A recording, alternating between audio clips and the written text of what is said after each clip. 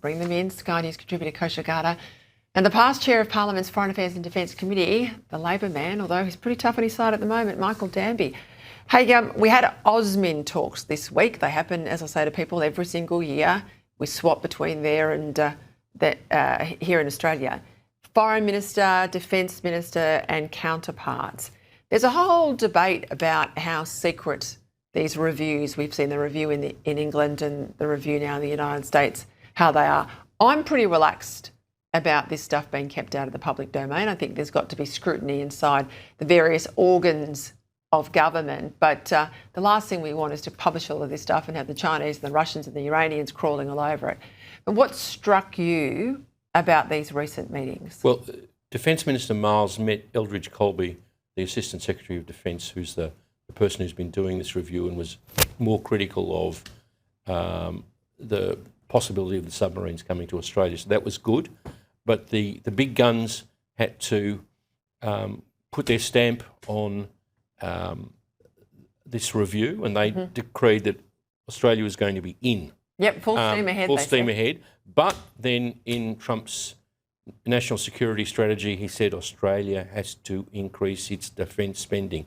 We can't just have our budget splurged into the future on the submarines and cut back on our defence in every other way. So the Americans are making their elbows seen and actually think it's in the interest of Australia. I agree with you that these security reviews should be kept private. But our very active Beijing embassy here, slagging the Japanese Prime Minister, will be very on to all of this. Right, Esther, there's a whole debate today about Australians having, they say in the future, it's certainly optional now, submit their social media profile when they apply for a visa. I said I did that, put mine in, optional as I said. Here's my Instagram, got my visa or my Esther, within about 20 minutes. I don't like it, of course I don't like it, but I accept that the foreign country you want to visit gets the right to set the rules, just like I want Australia to have some tough rules at the border. What do you think?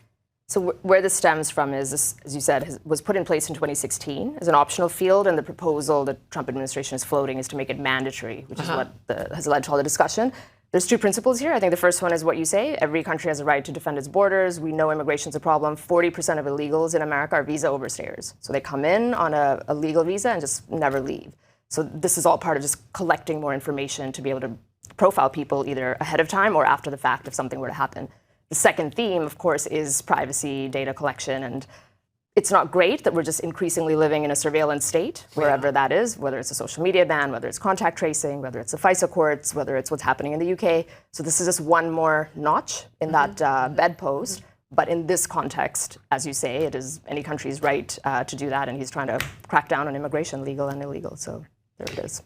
I've left us dangerously short on time, but I want to talk about Ukraine, Russia and the deal.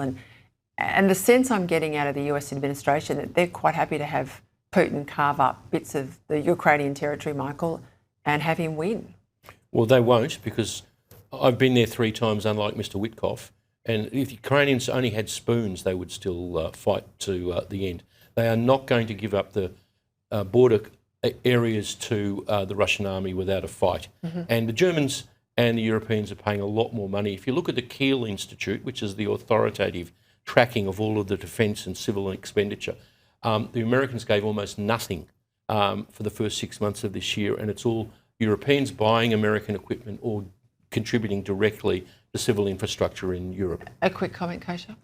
Yes, I think the selling arms and doing all of that, they like. The administration likes that because it sort of comes back to it. But what he's grappling with, Trump, of course, is he's trying to wrap it up. That's a phrase he used in Israel. It's a phrase he's using here.